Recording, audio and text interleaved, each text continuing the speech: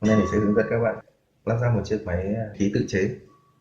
Thì các thứ cần chuẩn bị bao gồm thứ nhất là cái máy nén, là cái block mình đưa đây, ở đây là mình dùng cái block của cây nước nóng lạnh, nó bé hơn cái block của tủ lạnh các bạn dùng ở nhà một chút.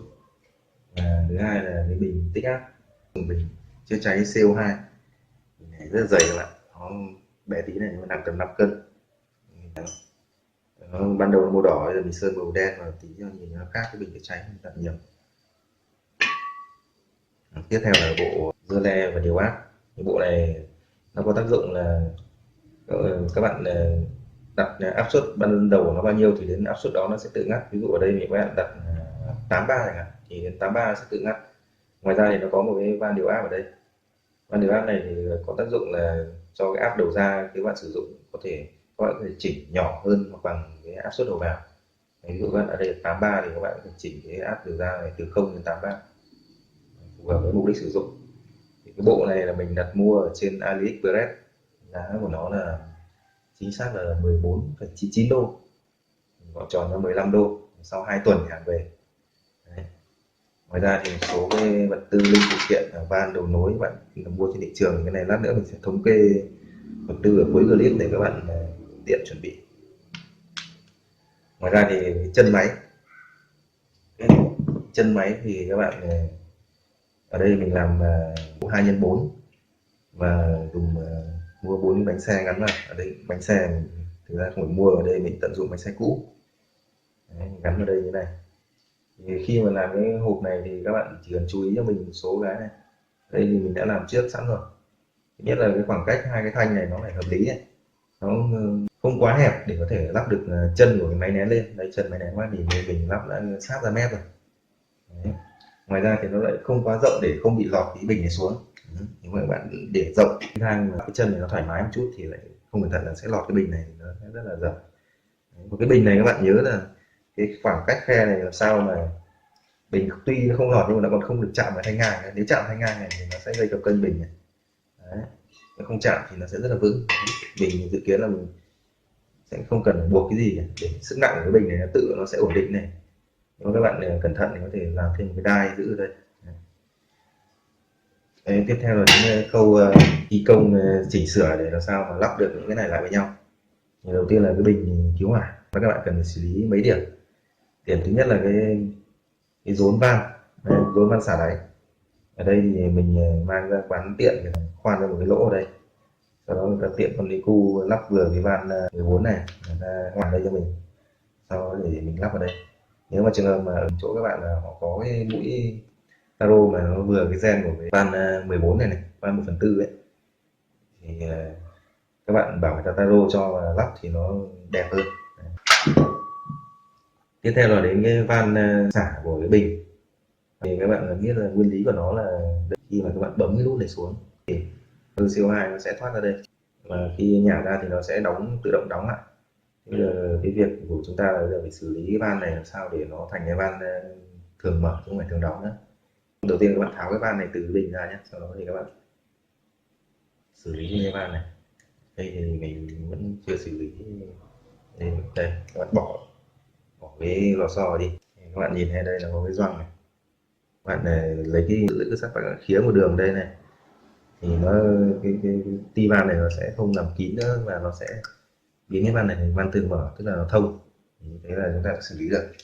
Ngoài ra thì có một cái quan trọng hơn, các bạn cần làm hơi phức tạp một chút, đấy là cái gen ra của cái chữa cháy này. Tìm thì nó không thấy có cái đầu nối nào nó vừa với cái gen này. Đấy, mà mình nó gần vừa, và mình giữ nguyên cái hiện trạng của van này và mang cái băng sông 21 này ra quán tiện sửa cái gen này cho nó vặn vừa cái đầu ra của cái van chữa cháy này. Đấy. Tiếp theo là mình có đầu nối để nối từ cái băng sông này sang cái nén kia. Ở đây rất may là trên thị trường lại có cái đầu chuyển gen ngoài 21, gen trong 14. Đấy. Thì mình mua cái đầu đấy mình nối vào cái băng sông này, sau đó thì mình dùng cái 14 và lại hai gen ngoài các bạn nhé. Gen 314 này thì nó mấy loại. Loại thứ nhất là loại 2 gen trong, loại thứ hai là loại 2 gen ngoài, loại thứ ba là 1 gen trong 1 gen ngoài. Thì ở đây là mình mua cái loại 2 gen ngoài. Thực ra thì cái này là dùng để thay cái kép thôi, kép để nối giữa cái cục điều áp này với cả cái cái van này, nhưng mà mình là không có cái kép đấy, mình mua cái van này thay kép thì bây giờ mình bắt đầu vặn chặt lại, và khi mà gần chặt rồi thì các bạn chú ý cái hướng của nó. Cái hướng của cái điều áp này là cái mặt đồng hồ nó phải quay về phía bên kia. Đấy, mà các bạn làm sao chú ý là khi mà đến khi dừng lại không vặn nữa thì cái đầu này nó phải quay vào cái miệng bình này để nó vặn làm sao cho nó vừa vướng các bạn ạ, nếu không nó sẽ bị lệch rất là xấu. Đây mình sẽ vặn, có lẽ thì mình sẽ chỉ vặn thêm một vòng nữa thôi, không vặn quá thì nó lại hỏng mất. Đây, như vậy là vừa đẹp rồi. Rồi, tiếp đến là xử lý cái ti van của cái chữa cháy như các bạn lúc đầu mình đã nói rồi. Đây mình cho các bạn xem kỹ hơn. Ti van mình đã cắt bỏ, khuyết hẳn đi một nửa rồi. Đấy, như thế thì nó sẽ van nó sẽ không còn tác dụng kín nữa, nó sẽ thông. Bây giờ mình sẽ vặn cái cụm van điều áp này vào cái bình tích áp. Các bạn nhớ là khi mà chúng ta vặn thấy cảm thấy nặng nặng tay rồi thì vặn từ từ để chỉnh hướng làm sao để cho cái cụm cái đầu ra của cái cụm van này nó phải ngược lại với cả cái ngược hướng lại với cái van xả đáy này các bạn nhé. Tiếp theo thì mình sẽ làm tốt các van còn lại. Đầu tiên là van xả đáy ở rốn.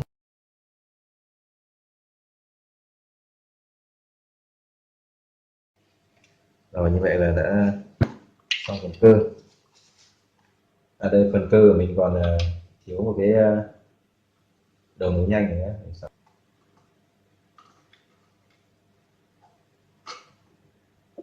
Mình sẽ sang phần điện. Trong phần dơ ray tự động này thì có 4 cái đầu cốt để đấu đầu ra đầu vào.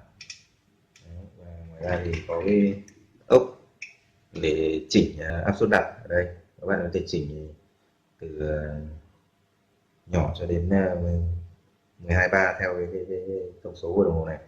Đầu tiên là chúng ta sẽ chỉnh áp suất cao. Đấy, trên này nó có cái mũi tên, các bạn nhìn không rõ nhưng mà khi mà mua về các bạn nhìn trên này thì sẽ mũi tên chỉ ở hướng cộng, tăng áp suất đặt, hướng trừ là giảm áp suất đặt. Đấy, chỉnh áp suất đặt nó cao lên một chút các bạn nhé. Sau này tí tinh chỉnh thì mình sẽ nói rõ hơn. Áp suất của van điều áp thì mình cũng có chiều cộng và chiều trừ, mình sẽ vặn theo chiều trừ, tức là vặn ra để cho nó nhỏ nhất hay không. Rồi, được rồi. Đấy. Bây giờ chúng ta sẽ đi đấu điện cho cái re này. Đầu tiên chúng ta mở cái hộp đấu dây của cái lốc này. Đó là cái dây nguyên bản của nó ngắn nên là mình đã quyết định là thay bằng cái dây dài hơn để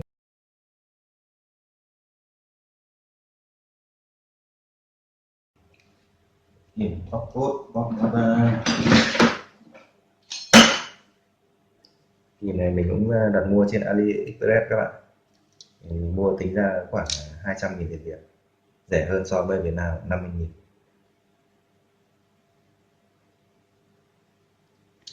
Rồi.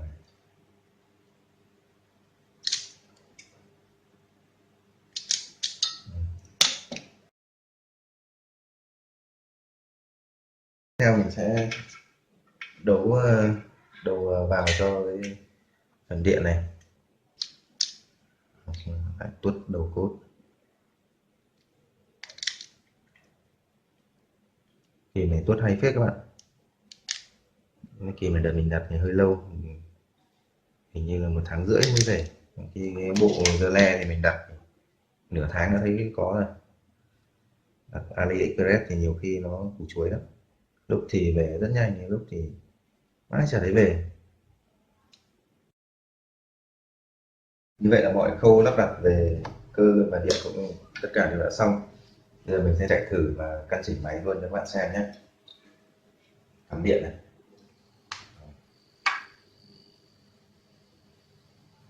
Máy nén đã bắt đầu chạy rồi.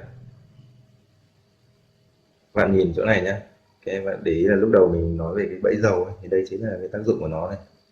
Khi mà mình cho ống quặt lên thế này thì dầu trong Nguồn lốc nó sẽ được hút ra, nhưng mà đến cái chỗ này thì nó gặp độ cao và nó sẽ dội ngược trở lại. Đấy, sẽ không bị thất thoát dầu. Kim đồng hồ tổng bắt đầu lên này.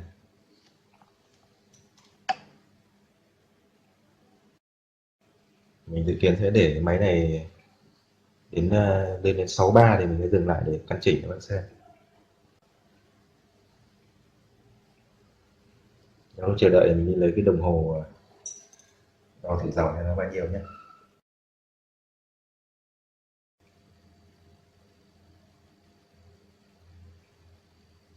Khoảng 0,5 ampere các bạn ạ. Đây là công suất của cái này là 0,5 nhân 120, nó là tầm 100W. Mình sẽ chỉnh cái van điều áp này cho nó về không để tí chỉnh cho nó chuẩn đã. Các bạn chú ý là cái chỗ đầu ra của lốc này, cái dây này nhựa nên mà ở chỗ này thì rất là nóng. Các bạn chú ý là buộc đai cho chắc chắn. Đây mình buộc một cái đai đây rồi, không chỉ sợ nó nóng là nó bị mềm ra, nó tụt ống. Các chỗ khác thì không lo. Cái này nó thiết kế áp suất làm việc là 6 cân. Tính ra hệ số an toàn thì nó có thể đạt an toàn ở 2 cân. Tuy nhiên là mình muốn tuân thủ theo chỉ định của nhà sản xuất là 6 cân. 6 cân rồi, bây giờ mình sẽ cắt điện. Đấy. Đầu tiên mình sẽ chỉnh áp suất cắt. Bây giờ là cái này đang để áp suất cao, đang chỉnh ở mức áp suất cao. Bây giờ mình sẽ vặn theo một chiều mũi tên trừ ở trên cái ốc chỉnh để cho nó về 6 cân thì nó sẽ sẽ cắt điện. Các bạn quan sát mình chỉnh nhé, chỉnh ở đây. Rồi, cắt rồi. Trong áp trong bình đang là 5,8 cân và dưa le nó nhảy. Mình sẽ xả đi để xem là cái khoảng delta P nó sẽ là bao nhiêu nhé, tức là nó sẽ sụt bao nhiêu cân thì nó sẽ đóng trở lại. Bây giờ mình sẽ chỉnh cái van điều áp. Các bạn để ý là bên này vẫn là 5,5 cân, nhưng bên này kim đang lên, đúng không ạ? Kim đang lên, ví dụ mình để là lên đến 3 cân này. Bây giờ mình sẽ xả xem. Các bạn nhìn nhé, áp bên này giảm nhưng áp bên này vẫn là 3 cân. Là rất ổn định nhờ có van điều áp. Cắt rồi, 4 cân nó cắt, tức là delta P của chúng ta là 2 cân, tức là nó đến 6 cân nó cắt, và 4 cân thì nó sẽ đóng trở lại.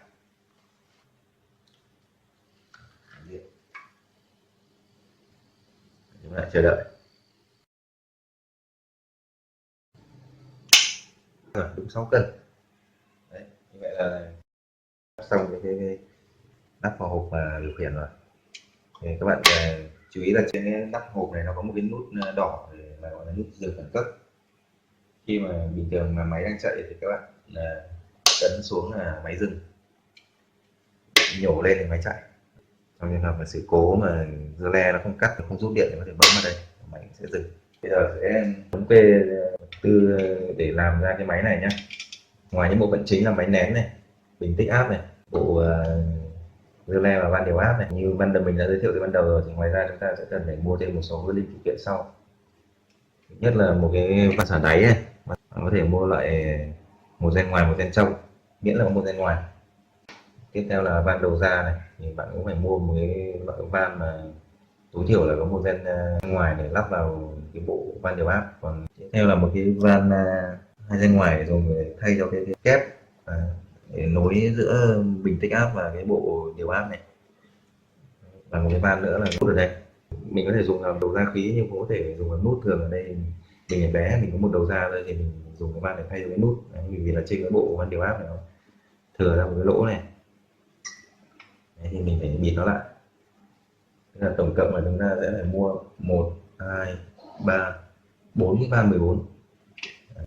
Tiếp theo là đầu nối nhanh. Đầu nối nhanh ở đây mình có một cái đầu vào của khí này, và một cái đầu nối đây này, để đầu ra này. Đấy. Ngoài ra thì phích cắm để nối dài. Tiếp theo đến phần chân đế máy thì mình ở đây là cộng là 1m6 2x4 cộng với bộ như bánh xe. Đấy là toàn bộ vật tư mua thêm để có thể lắp thành máy nén khí tự chế hoàn chỉnh như này, toàn bộ cái máy nén khí tự chế. Rồi.